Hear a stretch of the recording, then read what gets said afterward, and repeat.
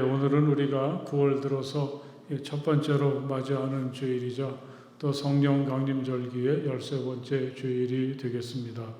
이제 우리 함께 자리에서 일어나셔서 다 함께 기도하시며 예배로 나아가시겠습니다.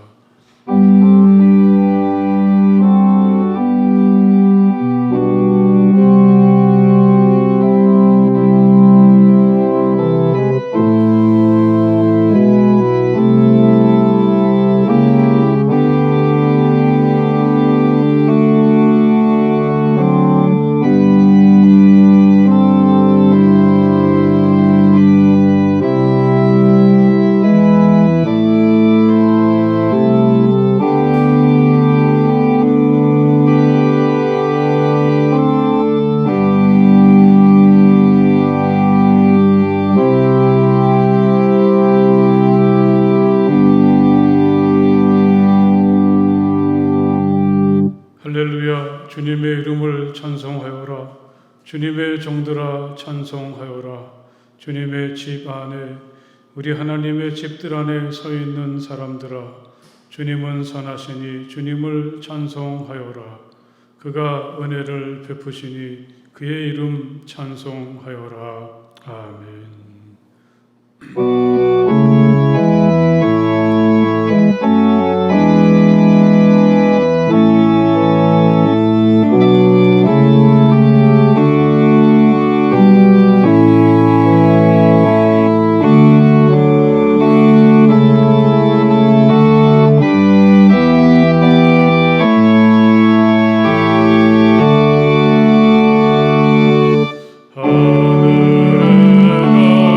가득 찬양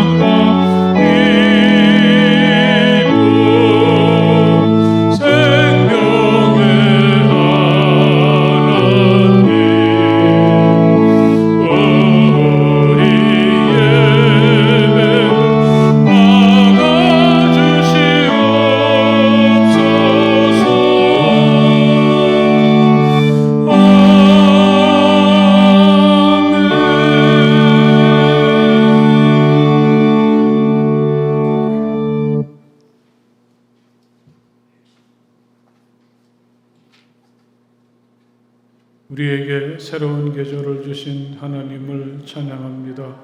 감사로 드리는 우리의 예배를 받아 주옵소서. 뜨거움은 지나가고 다시 서늘한 시간이 찾아왔습니다. 계절에 어울리는 새로운 생각과 마음을 주옵소서. 아이들은 다시 시작한 학교 생활을 즐기며 내일을 향하게 하시며, 우리들은 다가온 열매의 시간을 기대하며 다시 힘을 내게 하옵소서. 너무 결과에만 치우치지 않게 하옵소서. 살면서 맞이하는 모든 순간과 만나는 모든 사람을 사랑하게 하옵소서. 주어진 우리의 시간을 멋진 이야기들로 채워가게 하옵소서. 예수님 이름으로 기도합니다. 아멘. 이 시간 우리 함께 침묵하시며 마음으로 하나님께 기도드리시겠습니다. 하나님, 제가 여기 있습니다. 따뜻한 사랑으로 저를 품어주시고 또 저의 모든 부끄러운 허물들을 용서해 주시며 저의 아픔과 상처와 고통들을 치유해 주시기 원합니다. 우리 침묵하시며 마음으로부터 하나님께 기도하시겠습니다.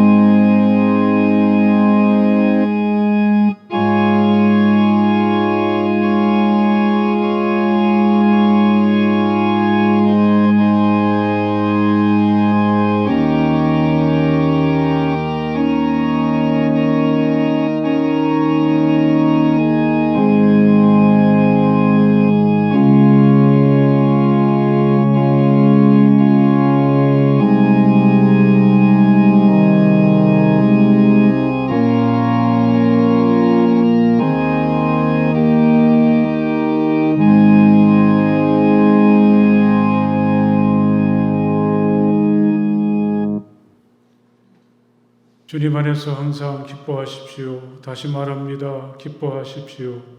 여러분의 관용을 모든 사람에게 알리십시오. 주님께서 가까이 오셨습니다. 아무것도 염려하지 말고 모든 일을 오직 기도와 간구로 하고 여러분이 바라는 것을 감사하는 마음으로 하나님께 아뢰십시오. 그리하면 사람의 헤아림을 뛰어넘는 하나님의 평화가 여러분의 마음과 생각을 그리스도 예수 안에서 지켜줄 것입니다. 아멘.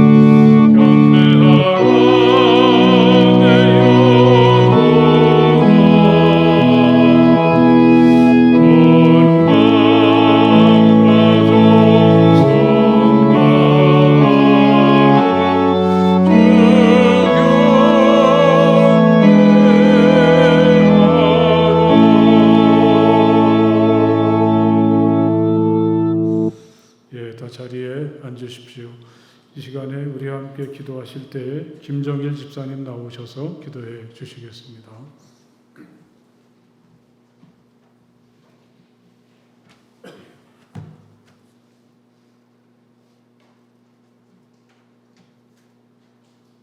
사랑의 하나님 감사합니다. 성령 하나님께서 저희 안에 늘 임재하심으로 악의 유혹으로부터 지키시고 저희들의 입술이 오직 우리 주 하나님의 이름만 찬양하게 인도해 주심 참으로 감사합니다.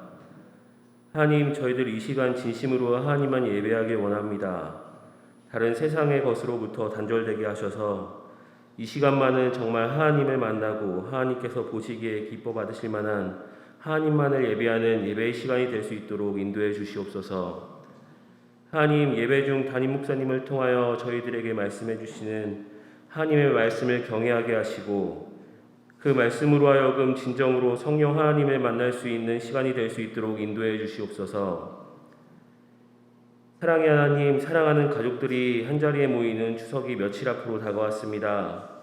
사고 없이 가족들이 함께 모여 즐거움과 사랑을 나누는 시간이 되게 하시고 또한 함께 주님께 감사드릴 수 있는 시간이 될 수 있도록 저희를 보호하시고 사랑으로 이끄시길 기도합니다. 하나님, 오직 주만이 나의 산성, 나의 방패, 나의 구원이심을 단 한순간도 잊지 않도록 저희들과 함께하여 주시옵소서. 늘 저희와 함께 하심을 믿으며 사랑이신 예수님 이름으로 기도드립니다. 아멘. 오늘 하나님께서 우리에게 주시는 말씀은 신약성경 빌레몬서의 말씀이 되겠습니다. 빌레몬서 1장 8절에서부터 20절까지의 말씀을 다 찾으십시오. 빌레몬서 1장 8절에서부터 20절까지의 말씀이 되겠습니다. 이제 제가 봉독하겠습니다.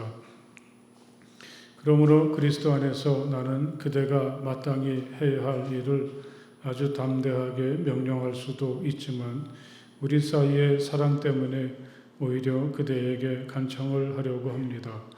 나 바울은 이렇게 나이를 많이 먹은 사람이요 이제는 그리스도를 전하는 일로 또한 갇힌 몸입니다. 내가 갇혀있는 동안에 얻은 아들 오네시모를 두고 그대에게 간청합니다. 그가 전에는 그대에게 쓸모없는 사람이었으나 이제는 그대와 나에게 쓸모있는 사람이 되었습니다. 나는 그를 그대에게 돌려보냅니다. 그는 바로 내 마음입니다. 나는 그를 내 곁에 두고 내가 복음을 위하여 갇혀있는 동안에 그대를 대신해서 나에게 시중을 들게 하고 싶었으나 그대의 승낙이 없이는 아무것도 하고 싶지 않았습니다. 나는 그대가 선한 일을 마지못해서 하지 않고 자진해서 하기를 원하기 때문입니다. 그가 잠시 동안 그대를 떠난 것은 아마 그대로 하여금 영원히 그를 데리고 있게 하려는 것이었는지도 모릅니다. 이제부터는 그는 종으로서가 아니라 종 이상으로 곧 사랑받는 형제로 그대의 곁에 있을 것입니다. 특히 그가 나에게 그러하다면 그대에게는 육신으로나 주님 안에서나 더욱 그러하지 않겠습니까? 그러므로 그대가 나를 동지로 생각하면 나를 맞이하듯이 그를 맞아 주십시오. 그가 그대에게 잘못한 것이 있거나 빚진 것이 있거든 그것을 내 앞으로 달아놓아 주십시오. 나 바울이 친필로 이것을 씁니다. 내가 그것을 갚아주겠습니다. 그대가 오늘의 그대가 된 것이 나에게 빚진 것이라는 사실을 나는 굳이 말하지 않겠습니다. 형제여, 나는 주님 안에서 그대의 호의를 바랍니다. 그리스도 안에서 나의 마음에 생기를 넣어 주십시오. 아멘.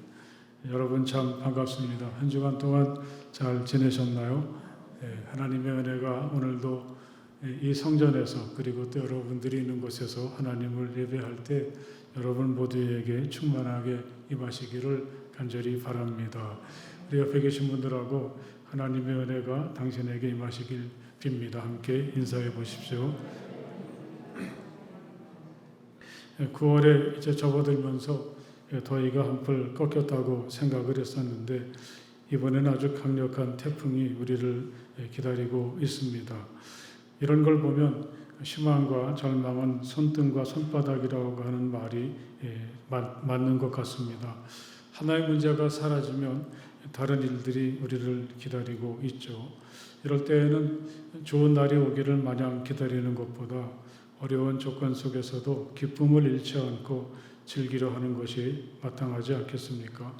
그 서해 화가로 유명한 이중섭과 그의 아내 이남덕은 7년을 함께하고 그 10배인 70년을 그리워하고 살았다고 하죠. 서귀포에서 피난살이할 때 살았던 작은 초가집은 여기가 과연 사람이 살 수 있는가 할 정도로 초라했는데 그때가 그 1년이 그들에겐 가장 행복한 시간이었다고 합니다.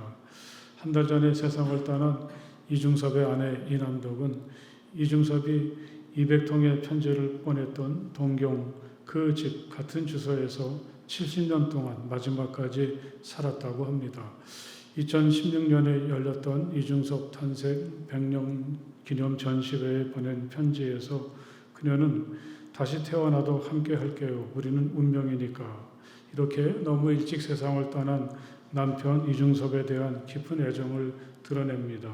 그야말로 전쟁이나 가난도 막지 못하는 멋진 이야기들을 그분들은 글로 또 그림으로 삶으로 만들어갔다고 하겠습니다.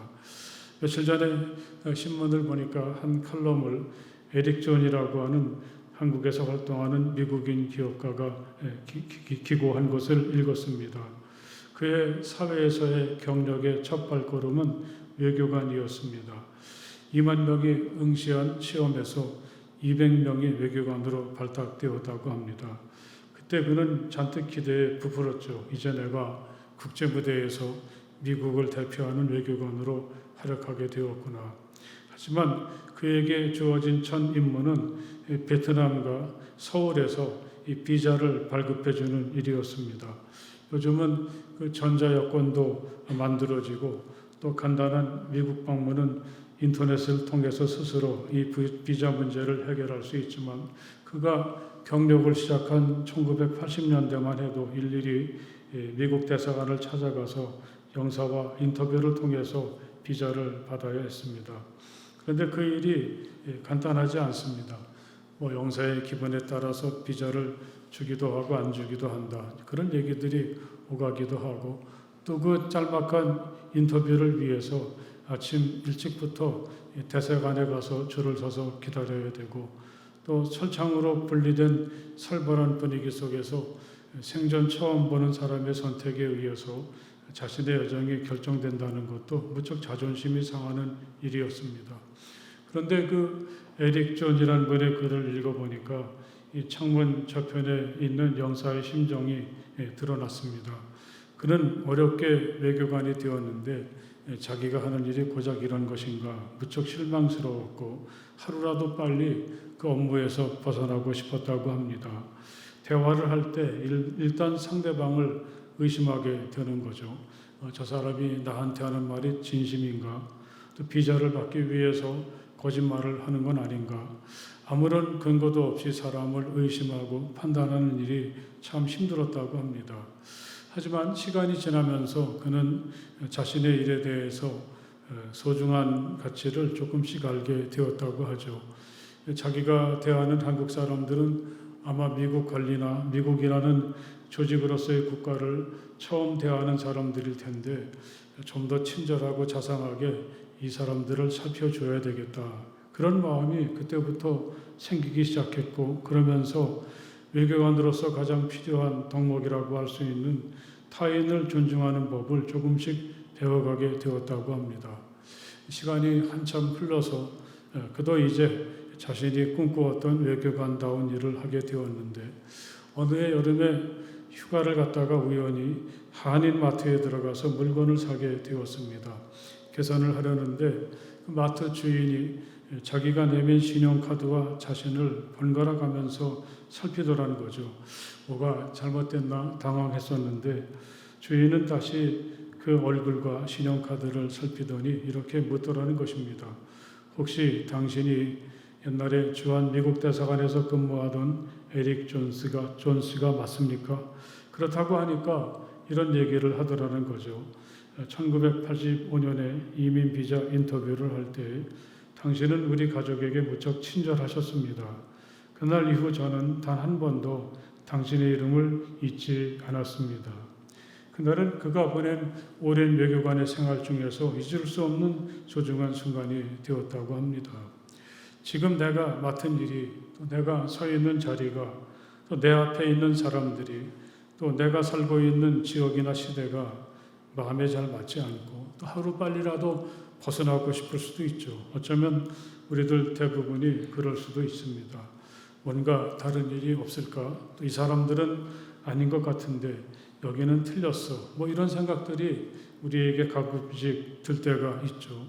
하지만 우리는 좀 새롭게 자신과 주변을 살펴보아야 되겠습니다. 하나님께서 우리를 지금 여기에 살게 하신 데에는 아직 우리가 찾지 못한 그 무엇이 있지 않겠습니까? 어쩌면 그것은 우리가 자신의 욕심을 채우려 하지 않고 너를 배려하고 너의 마음과 사정을 헤아리려고 할 때 슬그머니 다가오는 마법과도 같은 순간일 것입니다. 오늘 우리에게 주어진 말씀을 읽을 때 이 호의라는 말이 제게는 다가왔습니다. 형제여, 나는 주님 안에서 그대의 호의를 바랍니다. 바울은 지극히 짧고 개인적인 이 편지에서 수신자인 빌레몬에게 호의를 베풀어 줄 것을 기대하고 있습니다. 아마 이 호의란 말은 우리가 교회 안에서 늘 사용하는 사랑에 비하면 그 정도가 많이 옅은 게 아닌가 생각해 보았습니다. 너를 잘 배려해주고 너를 잘 대해주는 것, 이렇게 읽을 수가 있겠죠. 그런데 이 말씀을 자세히 읽어보니까 누구에게 호의를 베풀라는 건가 좀 헷갈렸습니다. 바울은 도망친 노예 오네시모 때문에 빌레몬에게 편지를 보냈으니까 처음에는 당연히 오네시모를 좀 잘 봐줘라, 오네시모에게 호의를 베풀어라, 그렇게 읽었었는데 영어 성경을 봐도 그렇고 이어서 그리스도 안에서 나의 마음에 생기를 불어넣어 주십시오, 이렇게 덧붙이는 걸 보면 빌레몬이 오네시모에게 호의를 베풀 때 당연히 오네시모도 좋겠지만 그건 바울에게도 기쁨을 주고 생기를 불러오는 행동이라는 것입니다. 또 만약에 그렇게 한다면 호의를 베푸는 빌레몬은 또 어떻겠습니까? 또한 그런 아름다운 광경을 하늘에서 내려다보시는 우리 주님은 또 얼마나 즐거워하시겠습니까? 이 호의란 자기 목숨을 바칠 정도의 엄청난 희생은 아닙니다. 그저 그 사람을 잘 대해주고 선처하는 일이라고 생각을 하는데 이런 배려나 호의가 가져오는 기쁨이나 영향력은 참 크다는 것을 깨닫게 됩니다.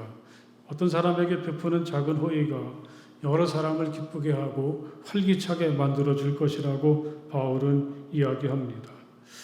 다시 외교관 얘기로 돌아가서 생각을 해보면 이 비자를 내주는 사람과 받으려는 사람들 사이에 어떤 좋은 순간이 있기는 쉽지 않은데 그날 에릭이라는 젊은 외교관이 낯선 한국인에게 베풀었던 자기도 기억하지 못했던 작은 호의는 그 사람들에게는 새로운 세상을 열어주게 되고 또 낯선 세상을 잘 적응할 수 있는 힘이 되었겠죠. 그리고 생각하지도 않았던 호의는 자신에게도 평생 잊을 수 없는 소중한 순간으로 남아있게 되었다는 말씀입니다.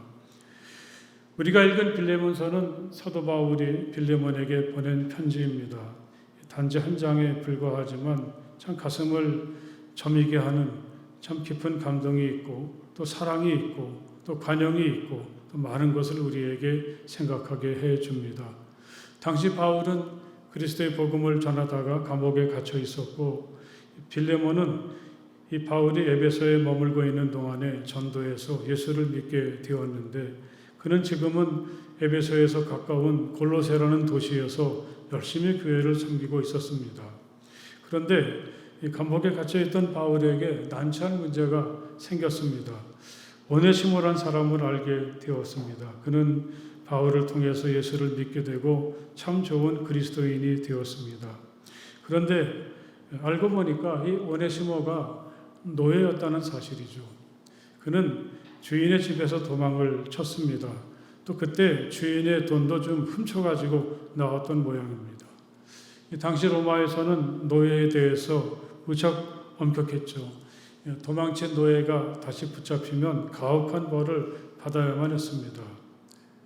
그럴 수밖에 없는 것이 어떤 통계를 보니까 바울이 살던 시대 즈음에 로마의 노예 숫자가 1,000만 명 정도가 더 되었다고 하니까 아마 이 노예들이 쉽게 도망을 칠 수 있다면 사회가 큰 혼란에 빠지게 될 것입니다. 이 노예 문제는 참 민감했습니다. 스파르타커스의 반란처럼 노예들이 조직적으로 무력으로 반기를 들었다가 아주 참혹하게 진압을 당하는 일도 있었죠. 때로는 이 기독교 신앙을 노예에서 시민으로 신분이 상승되는 기회로 삼으려고 하는 사람들도 있었습니다. 여기에 대해서 사도 바울은 조심스럽게 반응을 하죠. 종으로 있는 이 여러분 모든 일에 육신의 주인에게 복종하십시오.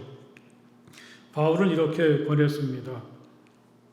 만약에 지금 당신이 누군가의 종이나 노예라면 믿음으로 또 믿음을 이 종에서 벗어나는 기회로 삼지 말고 주인을 마치 예수님 대하듯이 헌신적으로 그를 섬기라고 권했습니다.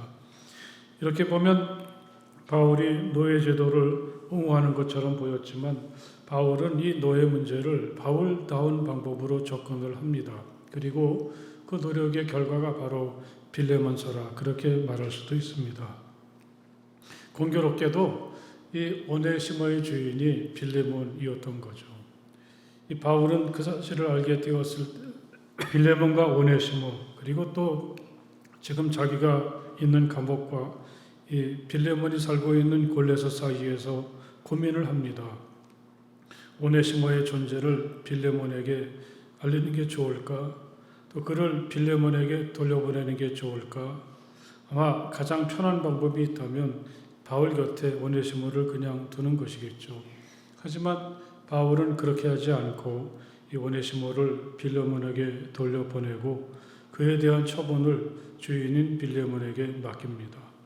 그리고 이제 주인에게로 돌아가는 오네시모를 위해서 이 바울은 주인인 빌레몬에게 편지를 한 장 들려보내죠. 그게 바로 오늘 우리가 읽고 있는 이 빌레몬서라는 말씀이죠. 생각해보면 바울이 오네시모를 돌려보냈던 것은 빌레몬을 신뢰하기 때문입니다. 이 바울은 빌레몬에게 있는 사랑과 건영의 마음을 믿고 그것에 기대합니다. 그러므로 그리스도 안에서 나는 그대가 마땅히 해야 할 일을 아주 담대하게 명령할 수도 있지만 우리 사이의 사랑 때문에 오히려 그대에게 간청을 하려고 합니다. 이 바울은 빌레몬에게 명령이 아니라 간청한다고 이야기를 꺼냅니다. 이 빌레몬이 가진 선한 의지를 존중하고 믿고 있습니다. 특별히 보니까 우리 사이의 사랑 때문에 그런 표현을 쓰죠. 저는 이 표현을 나를 보아서라도 그렇게 읽어 보았습니다. 이 빌레몬을 한편으로 믿으면서도 그가 오네시모를 용서할 수 있는 이유를 슬쩍 비춰주는 거죠. 여러분 한번 생각해 보십시오. 이 빌레몬이 아무리 예수를 잘 믿는 사람이라고 해도 오네시모를 생각하면 화가 나지 않겠습니까? 자기 신뢰를 배반했고 또 자기 돈을 훔쳐갔습니다. 그를 잘 받아들이기가 쉽지 않았을 것입니다. 그래서 바울은 우리 사이의 사랑 때문에 그를 보낸다. 나를 생각해서라도 이렇게 이야기를 하고 있죠. 이 대목을 읽으면서 저는 이 바울과 빌레몬의 관계를 상상해 보았습니다. 옛날에 그 함석권 선생이 남기신 그대 그런 사람을 가졌는가라는 시가 있죠. 온 세상 다 나를 버려 마음이 외로울 때에 저 마음이야 하고 믿어지는 그 사람을 그대는 가졌는가.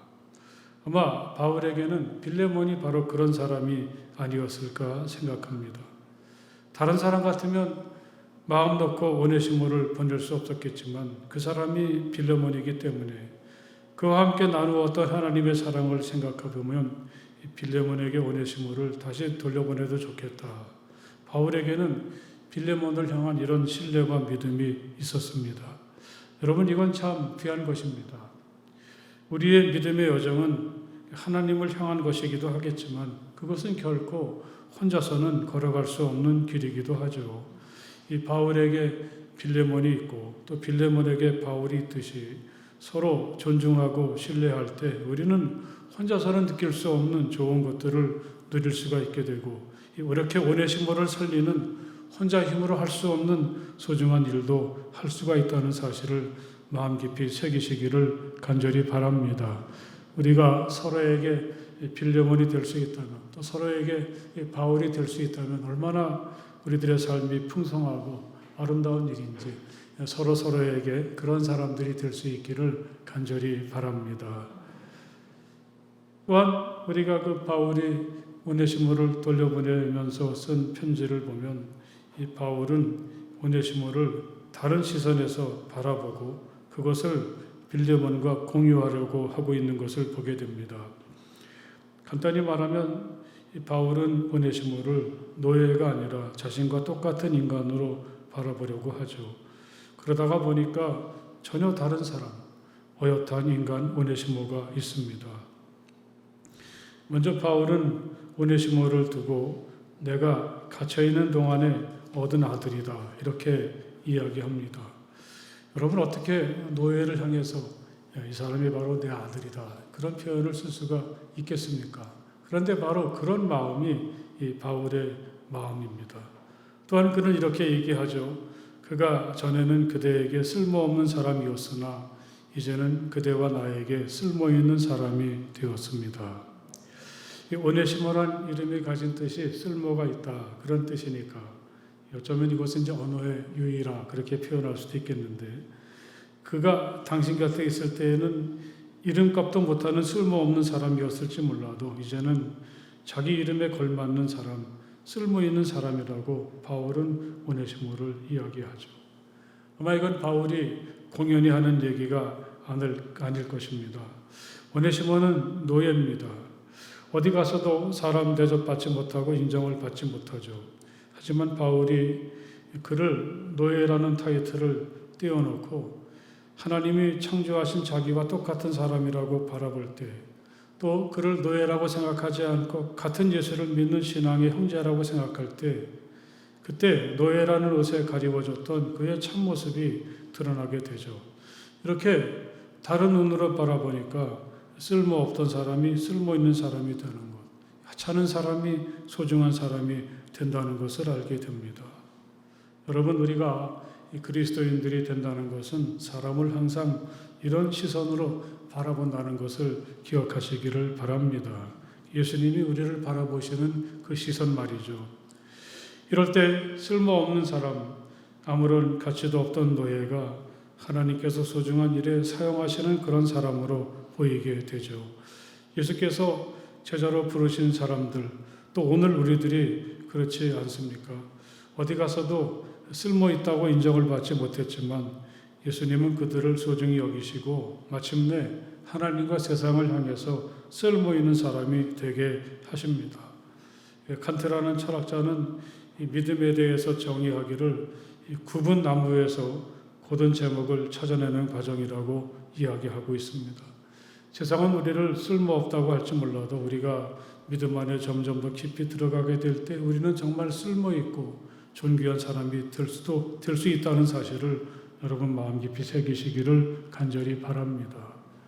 또한 그는 바로 내 마음입니다. 바울은 오네시모를 이렇게 이야기합니다. 그는 나의 한 부분입니다. 나의 분신입니다. 저는 그렇게 읽어보았습니다. 미국의 유명한 농구 선수였던 코비 브라이언트가 헬기 사고로 세상을 떠났을 때 그 유명한 농구 선수인 마이클 조던은 그를 추모하는 자리에서 내 몸의 일부가 죽었다. 그렇게 말하면서 정말 슬퍼하던 장면이 이 말씀을 읽을 때 떠올랐습니다. 우리는 여기서 바울이 오네시모를 얼마나 아끼고 사랑하는지를 엿볼 수가 있습니다. 내 몸처럼 내 마음의 중심에 그를 두고 사랑하고 있다고 그는 내 마음이라고 바울은 이야기합니다. 생각해보면 이렇게 바울이 오네시모를 바라보았던 시선이 또 예수님께서 우리를 바라보아 주시는 그 주님의 시선이 아니겠습니까? 마치 도망친 노예처럼 이 세상에서는 별뭐 쓸모도 없고 또 사람들은 우리를 소중히 여기지 않지만 우리를 향한 예수님의 시선은 항상 따스하죠. 이 경이로운 마음으로 우리를 바라보아 주십니다. 마치 어린 아기를 바라보는 부모의 마음처럼 말이죠. 너는 내 마음이다. 너는 나의 일부다. 주님은 이렇게 우리를 향해서 말씀을 하시죠. 바울이 오네시모를 두고 이렇게 말할 수 있었던 것은 자기를 향한 예수님의 마음을 읽었기 때문입니다. 이제부터는 그는 종으로서가 아니라 종 이상으로 곧 사랑받는 형제로 그대의 곁에 있을 것입니다. 바울은 이렇게 빌레몬에게 이야기하죠. 오네시모는 더 이상 당신의 종이 아닙니다. 그는 당신의 형제입니다. 당신이 존중하고 당신이 인정해 줄 만한 자격이 충분한 사람입니다. 이렇게 바울은 오네시모를 이 빌레몬에게 이야기하고 있습니다. 우리는 여기서 이 바울이 정말 사력 있고 사람을 존중하는구나 하는 사실을 다시금 깨닫게 되죠. 요즘은 노예 제도는 사라졌지만 우리들의 현실은 어쩔 수 없이 사람을 구별하게 하죠. 공부에 대해서 공부를 잘하나 못하나, 또 누가 가진 능력에 대해서 그가 능력이 있나 없나, 때로는 외모를 가지고 우리는 끝없이 사람들을 비교하고 우열을 구분하고 또 사람들의 서열을 정리하죠. 과연 이게 사람들을 말하고 평가할 수 있는 전부가 되겠습니까? 어쩌다 보니까 이 오네시모는 노예라는 운명을 안고 세상에 태어났지만 노예라는 게 그를 말하는 전부가 될 수는 없습니다. 노예 이전에 그도 역시 하나님의 형상을 따라 지어진 거룩하고 존귀한 인간인 것입니다. 노예라는 선입견과 형식에 가두어 주기에는 너무나 아깝고 소중한 개성과 독특함이 이 사람에게도 있죠. 이 사람은 더 이상 노예가 아닙니다. 당신과 나처럼 하나님께서 지으셨고 그는 그래서 우리의 형제입니다. 하나님은 그를 노예가 아니라 형제로 우리에게 보내주셨습니다. 바울의 생각은 참 귀합니다. 다행히도 이 당시에 그런 사람들이 꽤 있었다고 합니다. 노예를 자기 가족처럼 대하고 또 심지어는 노예에게도 자기 집안의 성을 부여해 주어서 그를 시민으로 방면해 주는 사람들이 있었다고 하니까요. 또 그러면 시민이 된 노예는 그 고마움을 잃지 않고 대대로 이어가면서 좋은 관계를 이루게 되었다는 이야기가 있습니다. 빌레몬이 오네시모를 어떻게 했는지 그 이야기는 나오지 않죠. 하지만 우리는 어렵지 않게 그 이후의 일들을 상상할 수 있지 않습니까? 만약에 빌레몬이 오네시모에게 무서운 책임을 묻고 벌을 주었다면 너그러움과 관용과 사랑으로 가득한 이 편지가 우리에게까지 전해 내려오지는 못했을 것입니다. 그대의 호의를 바랍니다. 우리 함께 해봅시다. 그대의 호의를 바랍니다. 다시 이 빌레몬서를 읽을 때 이 오네시모를 두고 바울이 빌레몬에게 했던 이 부탁이 마치 주님께서 제게 부탁하시는 당부처럼 읽혀지게 되었습니다. 좀 너그럽게 살아라.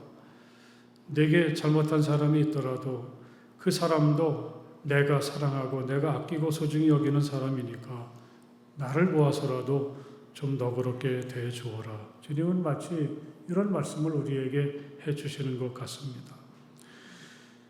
우리가 이렇게 너에게 호의로 다가가게 될 때 우리 마음이 예수님의 마음이 되고 우리는 예수님의 시선으로 사람을 바라볼 수가 있게 됩니다.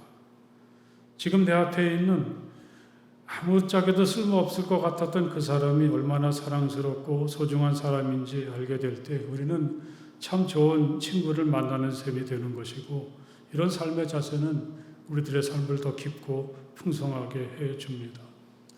서로 아무도 인정해주지 않은 사람이 있을 때 바울이 오네시모에게 대해서 이야기하는 것처럼 그는 내 아들입니다. 그는 참 쓸모있는 소중한 사람입니다. 저 사람이 내 마음입니다. 그는 노예가 아니라 내 형제입니다. 이렇게 누군가에게 말할 수 있는 그 사람이 바로 우리들 그리스도인입니다. 할렐루야. 기도하시겠습니다. 하나님 감사합니다. 참으로 별로 나아질 것 없고 또 달라질 것 없는 현실을 살아가고 있지만 우리가 주님께서 우리에게 베풀어 주신 그 귀한 사랑을 기억하면서 누군가를 주님의 시선으로 바라보고 또 주님의 마음으로 생각할 때, 그리고 누군가에게 주님께서 우리에게 당부하시는 것처럼 약간의 호의라도 베풀어 줄 때, 그때 새로운 세상이 열리게 되고 또 새로운 관계가 시작이 된다는 사실을 주님이 귀한 말씀을 통해서 깨닫게 도와주시니 정말 감사합니다. 우리에게 베풀어 주신 주님의 사랑이 얼마나 크고 놀라운지요. 그 주님께서 나를 생각해서라도 이 사람에게 호의를 베풀어라. 그런 주님의 음성을 항상 마음 깊이 새기며 사람들 앞에 서는 우리 모두가 되게 하여 주시옵소서. 예수님 이름으로 간절히 기도드렸사옵나이다. 아멘.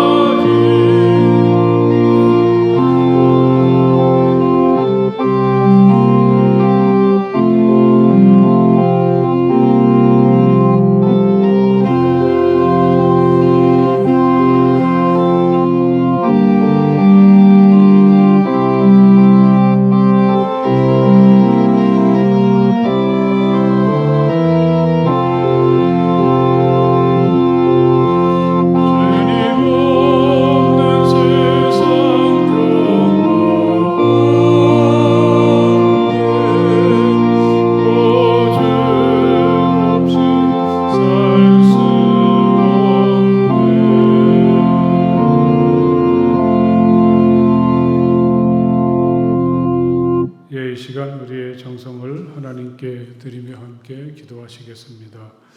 영원하시고 거룩하신 하나님 참 감사합니다. 어수선하고 힘든 현실이지만 매일의 삶을 은혜 가운데 살게 하시는 주님, 다시 귀한 날에 주님 앞에 나와 예배를 드리며 우리의 정성과 우리 자신을 하나님께 드립니다. 우리 하나님, 우리가 드리는 예물과 저희 자신을 받아 주시옵소서. 이 예물들이 하나님의 뜻을 따라 잘 사용될 수 있게 하시고 다시 한번 하나님 앞에 자신을 드리는 모든 이들에게 하늘의 은혜와 복을 풍성히 내려 주시옵소서. 우리가 애쓰고 수고할 때마다 언제나 기쁨으로 일할 수 있게 하시고 또 30배, 60배, 100배의 풍성한 결실이 있도록 허락해 주실 줄 믿습니다. 우리가 살면서 가지는 작은 꿈과 소원들이 이루어질 수 있도록 허락하여 주시옵소서. 저희들의 가정이 작은 천국이 되게 하시고 우리 자녀들의 삶의 여정에도 함께 하시고 바른 길로 인도해 주시고 그들에게도 복 내려 주시옵소서. 우리 중에 아프고 지치고 힘들어하고 병중에 있는 성도들도 많이 있습니다. 하나님 기억하여 주시고 능력의 손길로 붙잡아 주시며 치유하여 주실 줄 믿습니다.